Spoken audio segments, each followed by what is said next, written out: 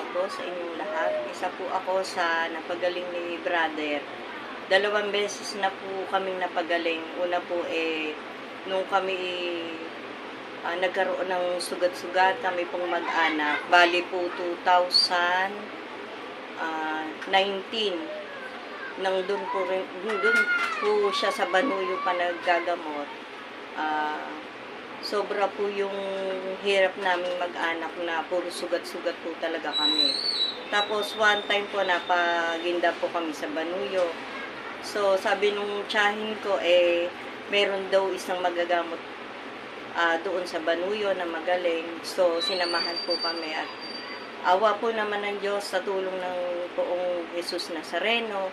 Kami po ay napagaling at sa tulong ni Brother Eric at saka yung kanya pong langis na ipinapahid po namin para sa aming mga sugat-sugat. Sa loob po ng 3 araw na pagpunta naming mag-asawa, hindi na po namin naisama yung mga anak namin. Lahat po kami gumaling sa tulong po ni Brother Eric. Maraming pong salamat sa Poong Nazareno at saka po kay Brother Eric at saka dun sa langis na nakatulong sa amin. Sumunod naman pong pangyayari, nito lang pong 2022, ako po ay nasalinan ng dugo sa sobrang lakas po ng aking menstruation. Ang sabi naman po ng doktor, kailangan daw po akong salinan dahil sa mababa na po yung hemoglobin ko. So, sinalinan po ako ng 3 bag na dugo. After po nun, nagpa-check up ako sa OB.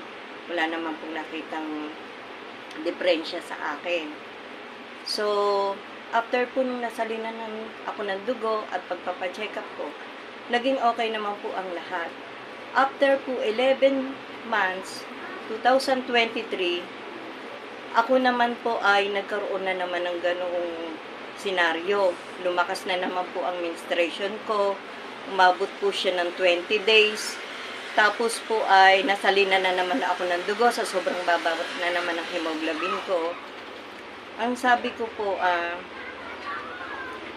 nagdadasal po ako na bakit nangyayari po ang lahat-lahat ng ito.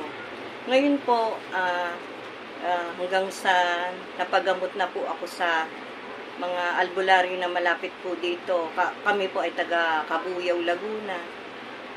Na halos 2 o 3 albularyo na po yung napagpatingnan namin. Halos hindi po ako nagaling hanggang dumating sa point na parang mamamatay na po talaga ako. Ang ginawa ko po, tumawag uli ako dun sa tiyahin ko na nasa Banuyo at sabi ko itulungan ako at nagdasal ako kung ano ba ang maaaring gawin sa akin. Ngayon po ang sabi niya, magpadala muna ako ng picture kung hindi ko kayang bumiyahe. Gawa ng motor lang po yung aming sasakyan. Nagpadala po ako ng picture, araw po yun ng Monday, tapos Tuesday po ay gamutan. Ay di, natingnan naman po ni Brother nung Martes na iyon. Kinabukasan po, nagtaka po ako, bigla pong lumakas ang katawan ko. At bigla pong nag-stop yung bleeding ko. Totally wala po. Wala pong bahid ng dugo sa napkin. So, ang ginawa ko po, bilang pasasalamat at tulong sa akin ni Brother Eric, sa tulong ng Poong Jesus Nazareno, kami po ay pumunta kay Brother. Noon din kina-Miyerkules na iyon. Dahil binigyan niya ako ng kalakasan. At sabi ni Brother, nung pumunta kami ng Huwebes, araw ng gamutan, kailangan po kami, mag-stay ako doon. Kailangan po pa magpagamot ng 8 times pa po. Dahil ang sakit ko po ay spiritual. Sumpang gawa ng tao. Na walang kahit sino ang makakapagpagaling. Kahit sinong doktor. Sa totoo lang po, lahat ng kalakasan ay napabalik sa akin. Malakas na po ako ngayon. Maganda na po ang aking pangangatawan. Nakala ko po mamamatay na po talaga ako. Pero siya po lahat talaga nagbigay sa akin ng kalakasan.